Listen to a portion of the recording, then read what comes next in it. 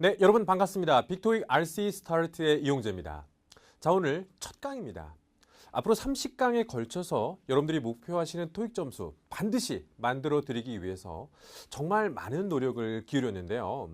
가장 첫 번째로는 쉽고 정확한 이해에 초점을 두었습니다. 그리고 시험에 나오는 것들만 집중적으로 여러분들에게 가르쳐 드릴 예정이에요. 과감하게 시험에 나오지 않는 것들은 싹 다 빼버렸다는 거겠죠. 그리고 마지막으로 실제 시험 환경을 고려한 실질적인 문제풀이 스킬도 다양하게 여러분들에게 전달해 드릴 예정입니다. 여러분들은 본 강의에 앞서서 OT 영상을 반드시 보고 이 수업에 임해 주시기를 바라겠습니다. 자, 오늘 첫 번째 1강 여러분과 함께 학습할 Part 5의 주제는 바로 동사와 수일치가 되겠습니다. 여러분, 동사는 한 문장 안에서 중심적인 역할을 수행하는 문장 성분으로 우리 신체로 따지면 심장과 그 역할이 매우 유사합니다.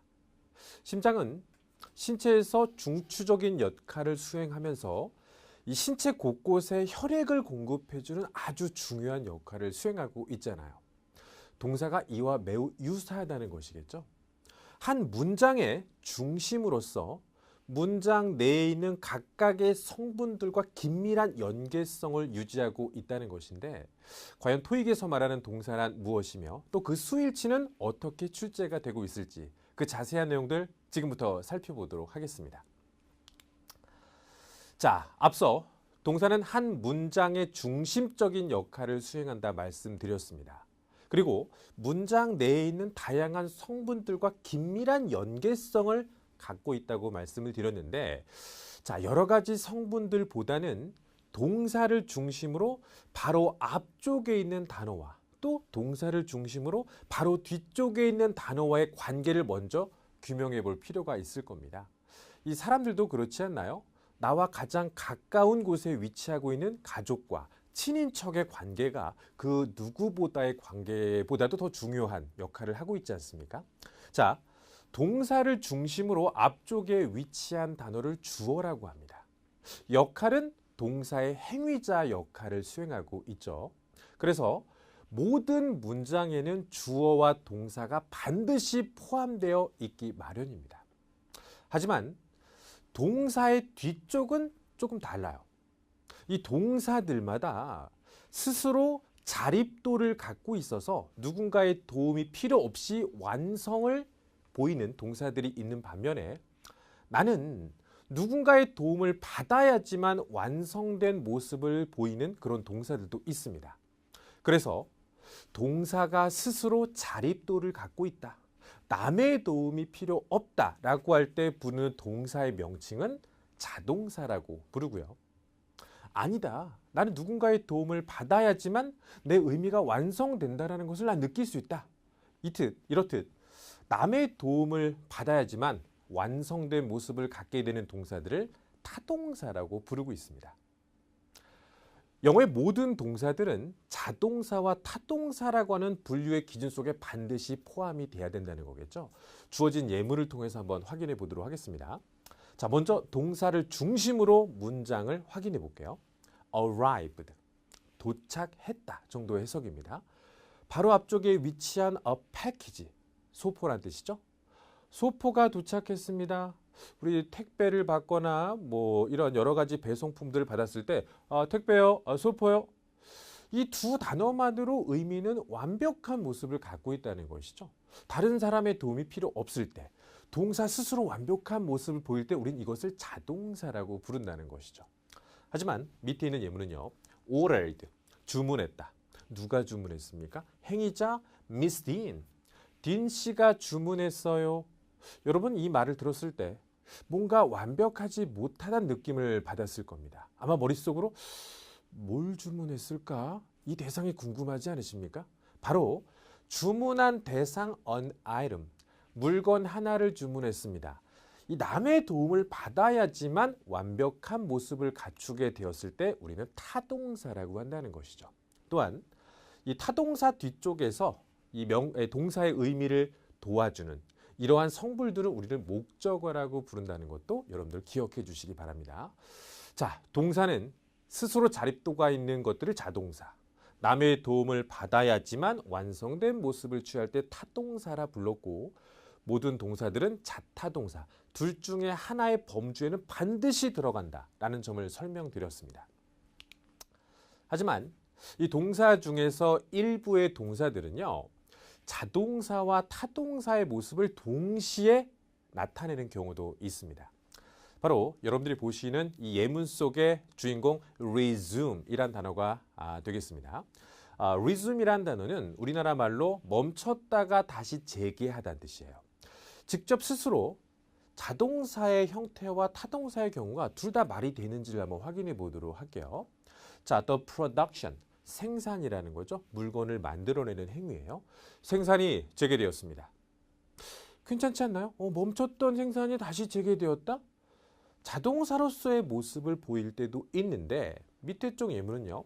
Miss Taylor, 테일러 씨가 resumed, 재개했습니다. 멈췄던 것을 다시 시작했습니다. 테일러란 사람? 누군가 있겠지. 그 사람이 다시 시작했다고? 무엇을? 뭘 시작했을까? 궁금하죠. 남의 도움이 있어야 될 것 같다는 필요성을 느끼셨나요? 바로 the work. 그 업무를 멈췄다가 다시 시작했구나. 이렇듯 자동사와 타동사의 모습을 동시에 보이는 동사들도 있다라는 점을 기억해 주시기 바라겠습니다. 자, 지금까지 우리는 동사를 중심으로 동사 앞쪽에 위치한 주어, 그리고 동사 뒤쪽에는 선택적으로 목적어가 있는 경우 등을 여러분과 함께 살펴봤죠.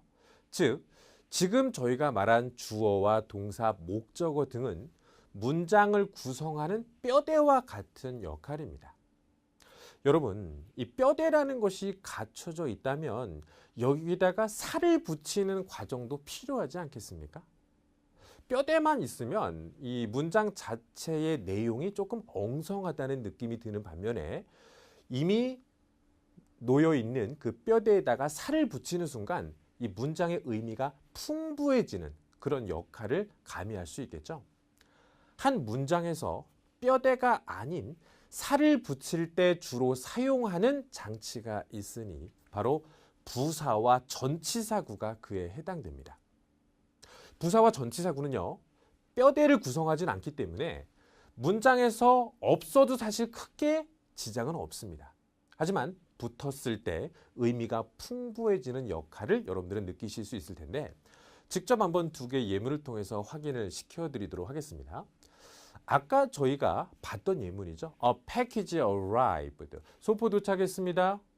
사실 자체적으로 의미가 완성된 모습을 보이고 있습니다만 자, 뒤쪽에 ly가 붙어 있는 부사라는 것을 붙였을 때 소포가 도착했습니다. promptly, 신속하게, 빠르게. 야, 요 단어 하나 붙였더니 문장의 의미가 조금 살아난다는 느낌 드시죠? 그 다음에 밑에 쪽에서도요. 아까 봤던 예문이죠. Miss Dean ordered an item. 딘 씨가 물건 하나를 주문했습니다. 그랬어요?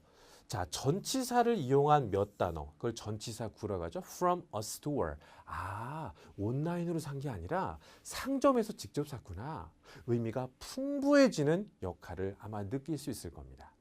자, 정리해 보겠습니다. ly로 끝나는 부사, 물론 ly로 끝나지 않는 부사들도 상당히 많이 있습니다만 대표적인 형태가 ly가 붙고요. from, on, in, at 등 다양한 전치사를 이용해서 전치사 구를 마련했을 때는 구조에 영향을 주진 않습니다만 의미가 풍부해지는 기능을 수행한다 라는 점을 여러분들이 기억해 주시기 바라겠습니다. 자, 이번에는요. 앞서 제가 동사는 문장 내의 거의 모든 성분들과 긴밀한 연계성을 나타내고 있다고 말씀을 드렸습니다. 그 중에서도 동사가 주어와 연계되었을 때 어떠한 부분을 토익 시험에서 주로 출제하는가를 한번 설명드리도록 할게요. 보통 동사를 이제 V라고 하죠. verb의 약자로서. 동사와 주어와의 관계는 사실 의미적 관계로 많은 분들이 평가하기 마련이에요. function이란 단어가 동사로 작동되다는 뜻이거든요. 작동되다? 무엇이 작동되다? The system. 그 시스템이 작동되었습니다. 대부분의 분들이 주어와 동사의 관계를 의미적으로만 따지시는 경우가 있습니다만 여러분들이 모르셨던 게 하나가 무엇이냐면 동사와 주어는 문법적인 관계도 형성을 맺고 있다는 것이죠. 동사가 주어가 아닌 다른 성분들과의 연계성을 보일 때는 여러 가지 다른 것들을 따지는데 유독 주어와의 연계성을 나타낼 때는 다른 걸 묻지 않고요. 오로지 하나, 바로 수일치에 관련해서만 토익은 출제하고 있다는 것입니다. 자, 그렇다면 주어와 동사의 수일치는 어떻게 규정을 맺고 있는지를 확인시켜 드리겠습니다. 대부분 주어가 여러 가지 형태의 수를 보일 때 동사는 원형의 형태로서 보통은 수를 나타내는 반면에 딱 한 가지, 이 주어 자리에 온 단어가 나와 너가 아닌, 즉 1인칭과 2인칭이 아닌 제3자이면서 복수가 아닌 단수, 3인칭이면서 하나를 뜻하는 주어가 나왔다면 그때는 동사 뒤쪽에 s나 es를 붙이는 것으로 그들은 주어와 동사의 수일치를 규정하고 있다는 것이죠. 여러분들이 주의하셔야 될 것은 보통 단어 뒤에 s나 es가 붙으면 많은 분들이 복수라고 생각을 하시는데 동사 뒤에 붙는 s와 es는 오히려 단수라는 것을 꼭 명심을 하셔야 된다는 것이죠. 이해가 되시겠습니까? 실제 시험에서 여러분들이 주의하실 부분은 바로 빈칸이 동사 자리에 뚫릴 것이고 나와 너가 아닌 제3자이면서 하나가 나왔을 때는 s를 붙이는 것으로 그들이 규정을 맺고 있구나. 난 그것만 기억하고 정답을 골라야 되겠다. 이렇게 기억하시면 되겠죠. 그래서 주어 자리에 3인칭이면서 단수임을 확인해 보시기 바라겠고요. 3인칭이면서 단수가 아닌 주어가 나왔을 때는 복수 동사라고 표현을 했습니다만 사실상 원형 동사와 그 모습이 같죠. 동사 그 자체를 쓰시면 수일치가 된다라고 이해하시면 되겠습니다. 이걸 조금 여러분들이 이해하기 쉽고 적용하기 쉽게 제가 정리를 해드린다면 주어 자리에 명사가 위치하게 되고 이 명사 자리에 s가 붙지 않았을 때는 동사 자리에 s가 붙는다. 근데 반대로 이 명사 자리에 s가 붙을 때는 반대로 동사 자리에는 s가 붙지 않는다. 이렇게 이해하시면 조금 편하게 적용할 수 있을 것 같습니다. 어느 쪽에 하나 s 붙으면 나머지 한쪽은 빼면 되는구나. 간단하네. 이렇게 이해하시면 될 것 같아요. 그래서 주어 자리에 s가 붙었으니까 뒤쪽에는 s가 빠져 있는 모습. 이게 아마 여러분들이 이해하기 쉬울 것 같습니다. 자, 앞서 제가 이런 말씀을 드렸죠. 모든 문장에는 동사와 그 앞쪽에는 행위자인 주어가 위치하게 되어 있다. 그런데 예외적으로 명령문이라고 하는 문장의 형태에서는 주어를 안 써도 된다라는 예외적인 법칙이 성립이 됩니다. 우리가 일반적으로 누군가한테 명령어를 내릴 때 꼭 그 사람의 이름을 칭하지 않는 경우가 대부분이지 않습니까? 내가 일을 하고 있어요. 막 시끄러워요. 그럴 때 야, 너 조용히 해. 뭐 이렇게 말하는 경우도 있겠습니다만 조용히 해라. 이런 경우도 있죠. 그리고 입 다물어라. 이런 경우 있잖아요. 내가 하고자 하는 말을 강하게 얘기하기 위해서 굳이 주어를 쓰지 않아도 되는 예외적인 형태를 명령문이라고 합니다. 명령문은 please라고 하는 단어를 통해서 시작하는 경우도 있습니다만 please가 없어도 명령법이라고 여러분들은 이해할 수 있어야 되고요. 가장 중요한 점은 주어를 뺐다는 점. 그래서 뒤쪽에는 원형 동사로 시작된다는 점을 꼭 기억해 주시기 바라겠습니다. 시험에서는 please를 여러분들에게 제시하는 경우가 지금까지 좀 많았거든요. 지금까지 여러분들에게 please는 뭐였습니까? 제발 이런 느낌으로만 이해하셨다면 오늘부터는 주어를 쓰지 않겠다는 것이구나. 그렇다면 나는 명령문의 형태임을 인식하고 원형 동사를 정답으로 골라야 되겠지. 이런 것이 토익에 맞는 마음 자세가 아닐까요? 그 밖에 동사는 문장에서 중심적인 역할을 수행하다 보니까 이 동사를 도와주고 이 보조해주는 여러 가지 장치들이 있는데요. 그 중에 하나가 바로 조동사라고 하는 것입니다. 이 조자가 도울 조자겠죠. 동사의 앞쪽에 위치해서 동사의 부족한 의미를 조금 채워준다는 역할이 조동사라는 것인데요. 일단 여러분들은 지금 화면 속에 보이는 여러 가지 단어들의 의미뿐만 아니라 이 단어들이 조동사라고 불리운다는 품사적인 인식이 먼저 필요합니다. can, 할 수 있다. 플러스 동사 앞에 놓여서 동사를 보조해주는 조동사이구나 라고 하는 이 품사에 대한 인식이 먼저 있고 나서 제일 중요한 것은 바로 뒤쪽에 동사의 형태가 원형을 취한다는 것이죠. 누군가의 보조를 받고 있는 상태이기 때문에 동사 스스로는 변형을 할 필요가 없습니다. 앞에서 나를 보조해주는 단어가 있기 때문에 그냥 편안한 모습으로 동사의 원형을 유지하면 된다는 거죠. 자, 지금까지 우리가 배웠던 동사의 여러 가지 상황들을 중심으로 연습 문제를 한번 확인해 보도록 하겠습니다. 일단 문장의 중심적인 뼈대 역할을 하는 주어와 동사의 밑줄을 긋고 자동사와 타동사인지를 구별하는 방법입니다. 자, 그러면 일단 문장의 첫 단어는 우리가 주어라는 건 다 알고 계실 거예요. 그래서 the team, 그 팀은 works, 근무를 합니다, 일을 합니다. 의미를 갖고 있는 동사겠죠? 자, 그런데 뒤쪽에 보니까 ly가 붙어 있는 단어, 즉 부사가 위치했습니다. 자, 어디 보자. 아까 제가 부사라고 하는 것들을 뭐라고 설명드렸냐면 문장의 뼈대를 구성하지는 못합니다만 문장에 살을 붙여주는 의미를 풍부하게 해주는 역할이라고 말씀드렸었죠. 즉, 뼈대에는 문장의 구조에는 이 단어가 들어가진 않습니다. 동사 스스로 자립도를 갖고 있다는 게 판명되었죠. 이럴 때 우리는 무슨 동사라고 불렀습니까? 자동사라고 불렀죠. 하지만 밑에 쪽 예문에서는 the manager visit, 그 매니저가 방문했습니다. 어디 방문했을까?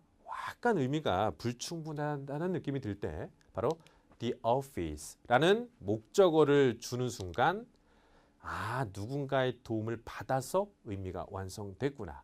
이러한 동사를 우리는 뭐라고 불렀나요? 타동사라고 불렀겠죠. 자, 그 다음에 4번과 5번에서 주의사항은요. 여러분, 같은 동사를 사용하고 있습니다. 그런데 뒤쪽에는 the project라고 하는 동사의 의미를 도와주는 목적어가 위치하고 있었습니다. 그래서 4번 문장에서는 주어, 동사, 목적어까지 나왔기 때문에 타동사라고 불렀습니다만 밑에 쪽에서 여러분 이 yesterday라는 단어가 어저께, 어제 이 단어가 시간을 나타내는 부사임을 먼저 아시면 도움이 될 겁니다. 부사였어? 살만 붙여주지 문장의 구조에는 영향을 미치지 못한다는 거네.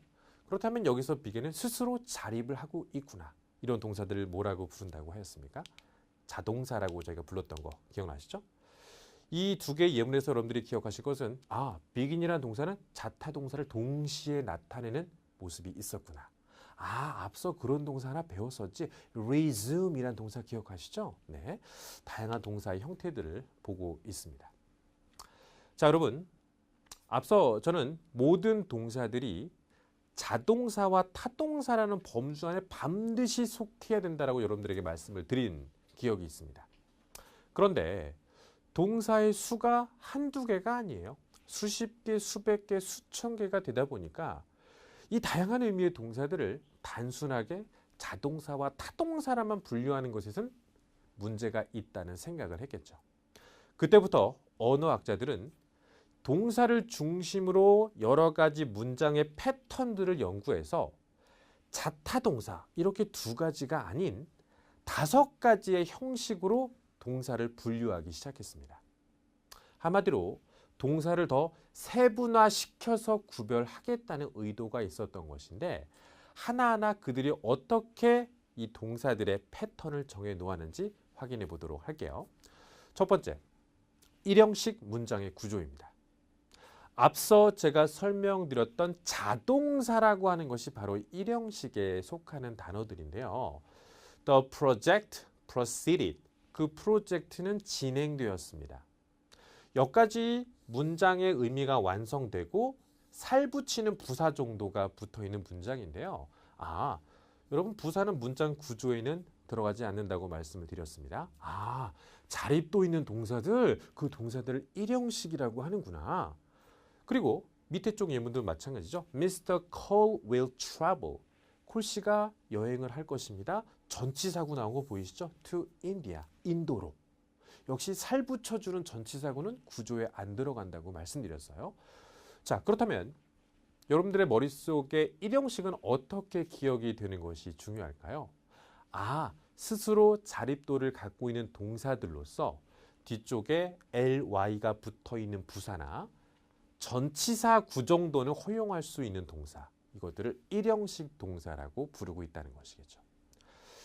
앞으로 5가지의 형식을 말씀드릴 텐데 일형식 동사들이 차지하는 비율은 그렇게 크진 않아요. 그렇기 때문에 여러분들이 지금 나온 proceed, travel 이 동사가 일형식인 것은 여러분들이 기억해 주시는 것이 훨씬 더 효과적이라는 거죠. 두 번째는 이형식 문장의 구조를 보겠습니다. 자, 이형식 동사.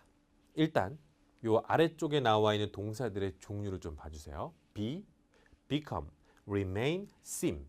이런 동사들을 이형식 동사라고 규정하고 있는데 이 동사들은요. 이 특징이 무엇이냐면 주어를 중심으로 주어에 대한 보충 설명을 해주는 단어들을 뒤쪽에 위치시킬 때 우리는 이것을 이형식이라고 정의를 내리고 있다는 겁니다. 이 주어를 보충해주는 단어들은 2가지로 압축이 될 수 있습니다. 첫 번째는 형용사예요. 원래 형용사라는 품사가 명사에다가 그 의미를 부여해주는 역할을 수행하는 품사였기 때문에 이 주어 자리의 명사를 보충하기에는 더할 나위 없이 좋은 품사가 바로 형용사였던 것이죠. 또한 이형식 동사 뒤쪽에 명사가 오게 되는 경우는 주어도 명사니까 보충해주는 단어도 명사. 이 동격이라는 경우를 형성할 때 똑같은 품사의 명사를 뒤쪽에다 갖다 주는 것이 얼마나 좋았을까요? 자, 이 형식을 여러분의 머릿속에 기억하실 때는 be, become, remain, seem. 일단 대표 동사 4개를 기억해 주시고요.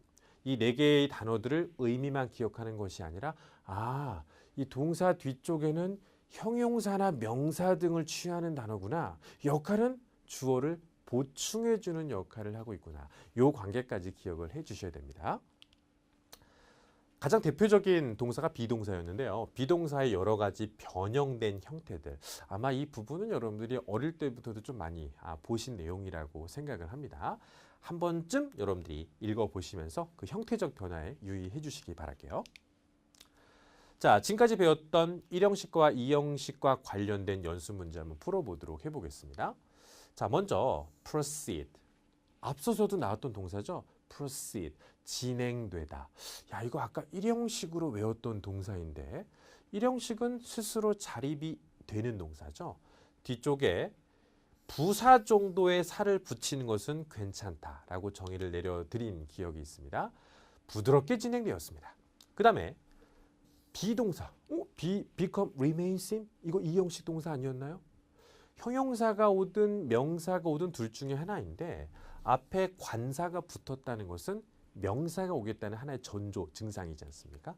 둘 중에 명사의 형태를 취하고 있는 것은 success.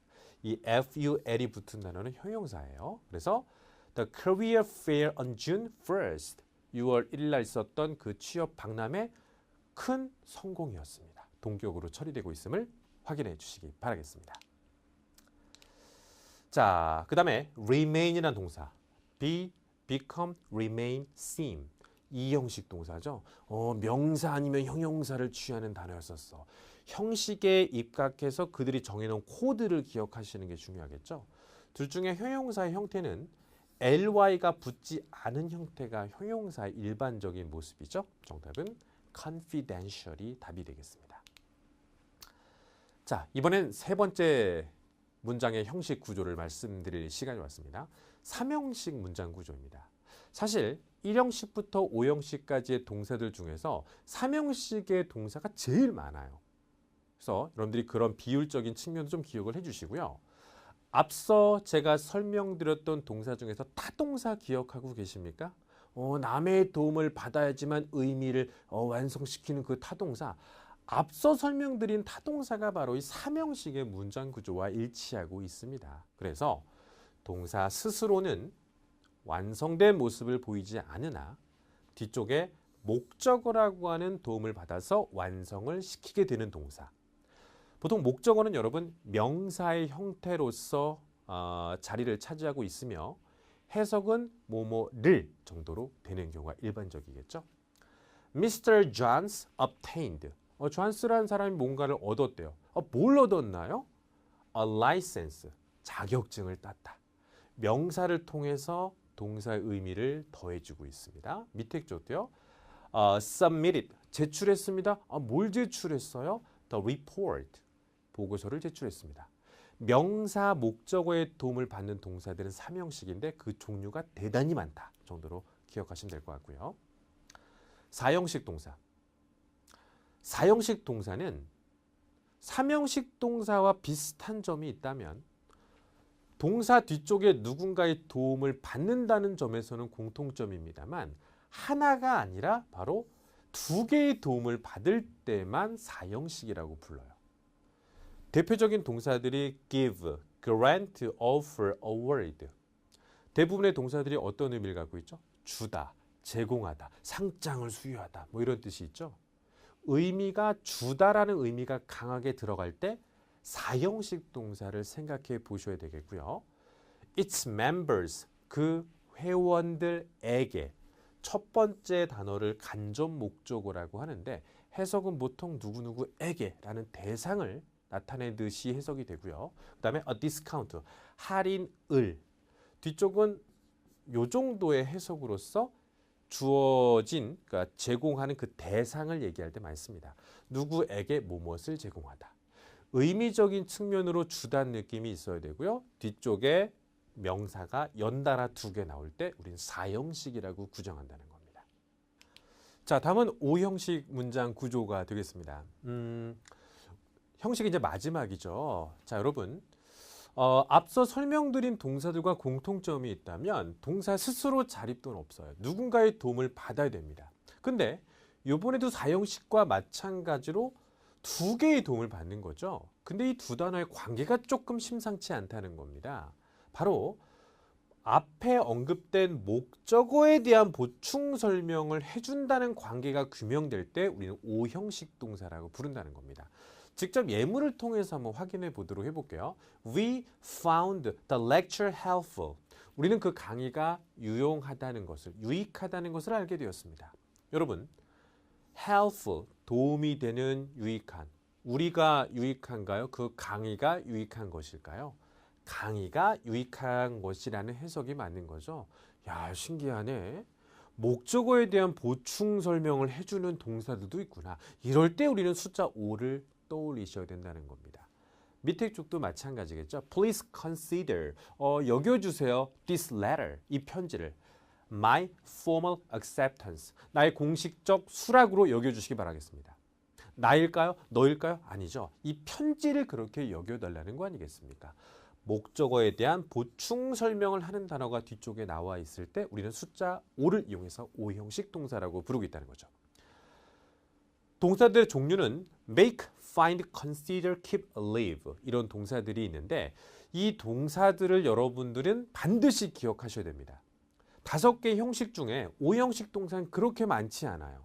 그렇기 때문에 이 5개 정도는 외워놔야 5형식 문장 구조를 여러분들이 자유자재로 이해할 수 있고 써먹을 수 있기 때문입니다.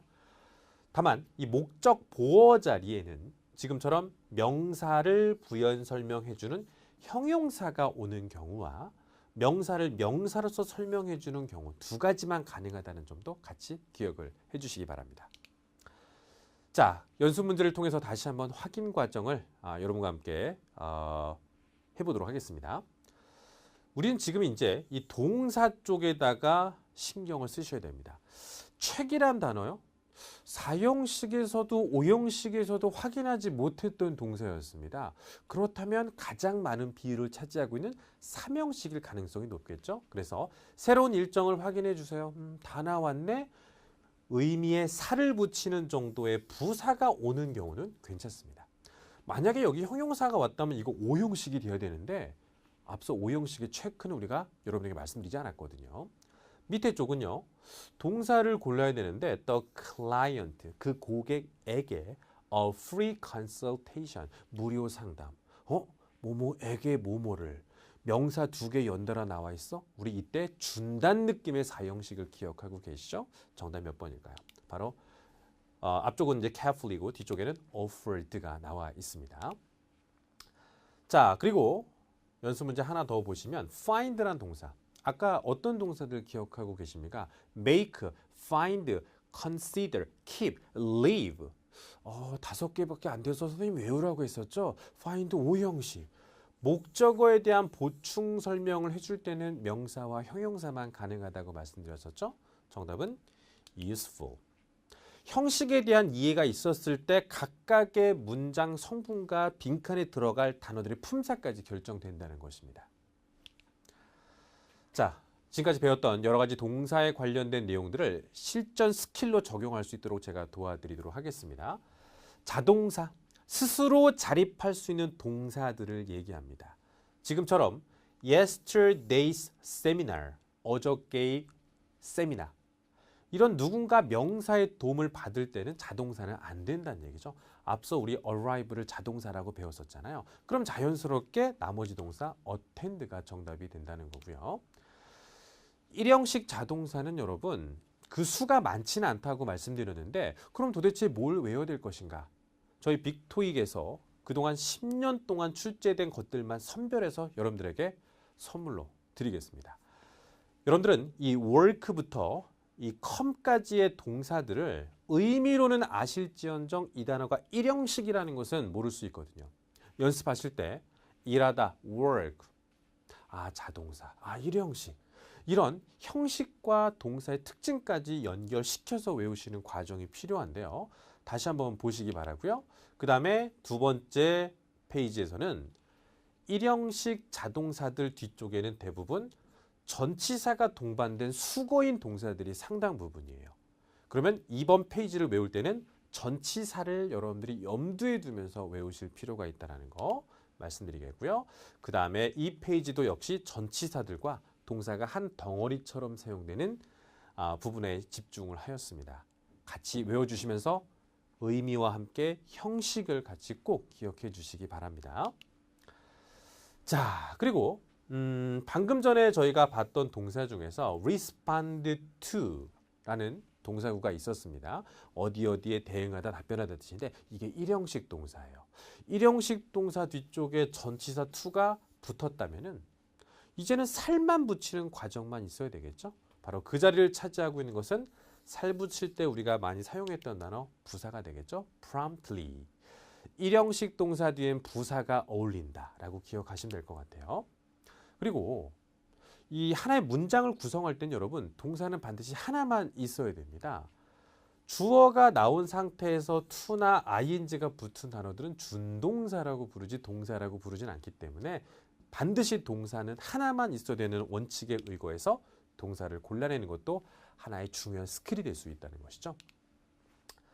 동사의 의미를 보조해주는 should나 can과 may 등의 품사적인 인식만 되셨다면 뒤쪽에는 아무런 변형을 취하지 않고 원형의 모습을 취하는 동사의 색다른 형태도 기억하실 필요가 있을 겁니다.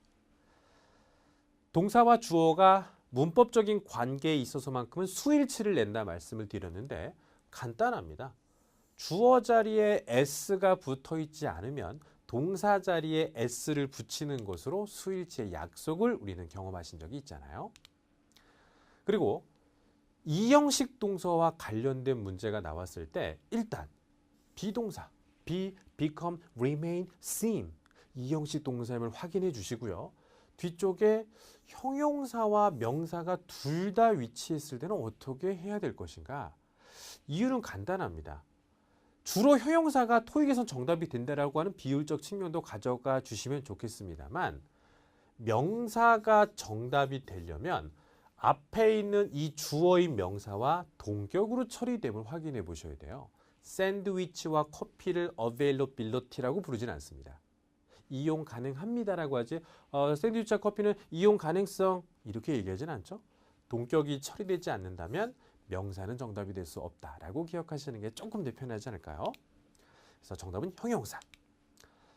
자, 정말 오랜 길을 여러분과 함께 같이 걸어왔습니다. 과연 실전 문제도 이것이 제대로 풀릴 수 있을지 확인해 보도록 할게요. 동사 쪽에 포커스를 여러분들 갖고 계셔야 됩니다. 한 문장 안에는 반드시 하나의 동사가 포함되어 있다. ing가 붙은 단어들은 우리가 동사로 취급하지 않죠. 조동사와 동사 원형의 형태를 취하는 A번. 이 문제의 의도는 한 문장의 동사 하나의 원칙을 의도했다라고 보시면 될 것 같고요.